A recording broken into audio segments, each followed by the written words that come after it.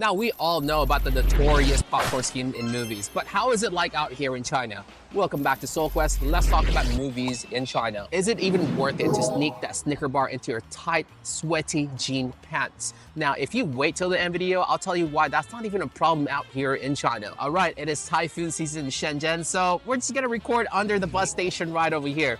Now, when it comes to movies, I would say the standard price should be around like 40 up to 70 RMB. If it's a new movie, expect to be like around maybe 60 up to 100 RMB, depending on which cinema you go to. Now, before we continue, I think there is three types of cinema. The first one will be your standard cinema, the same way as it is back in the States. It's pretty big, you reserve it. And basically it's the same experience as it is back in the States. Now, of course, you can pay for the more expensive booth, which is like the whole IMAX deal with the surround sound. And it's gonna be a lot more fancier. Now, how is the security when it comes to food out here in the standard cinema? I would say it's not as strict as it is back in the Western country where not even drinks are allowed.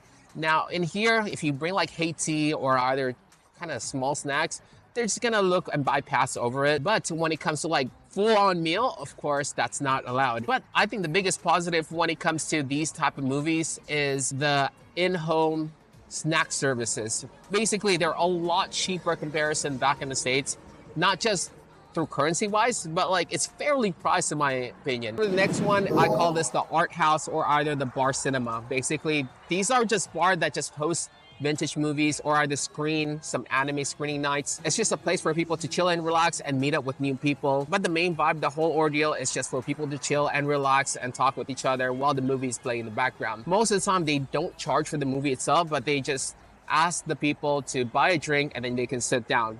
Just that's about it. The next one, I call this the mall cinema.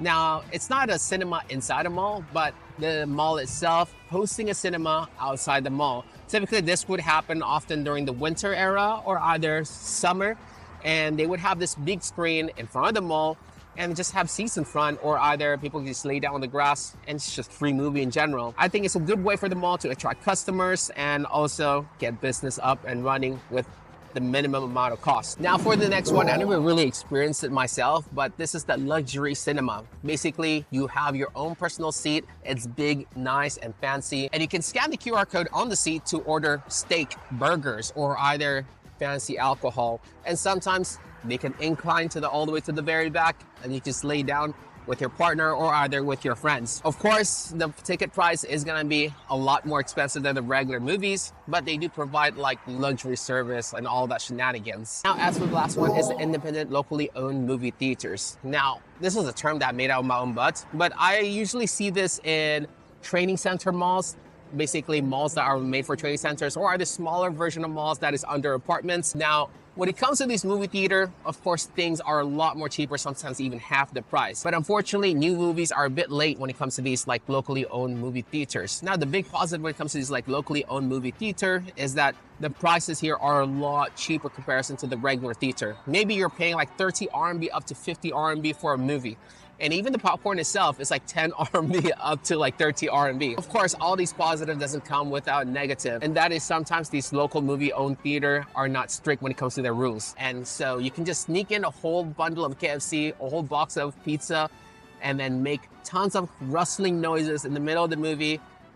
And yeah, I mean, you get what you get for the price, right? So it is gonna be a bit loud because I've been to these locally owned movie theater a couple of times, just because it's cheaper and we have nothing better to do that day. But the experience was pretty bad. Sometimes they'll just bring like a whole smelly garlic noodle into the movie theater and it'll just waft the whole cinema for like 15 minutes straight. It's just ridiculous. But you know, the price is pretty cheap, so I can't really say anything. So how do I obtain the ticket into getting to one of these movie theaters in the first place? Now, of course, you can go straight to the movie theater and get yourself a ticket, but I think that's more of a gamble because sometimes it will already be reserved or there's no ticket left for you to buy.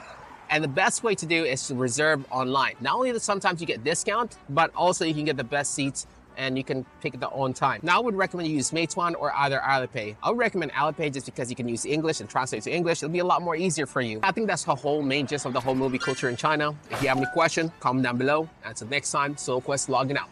Peace. Sorry.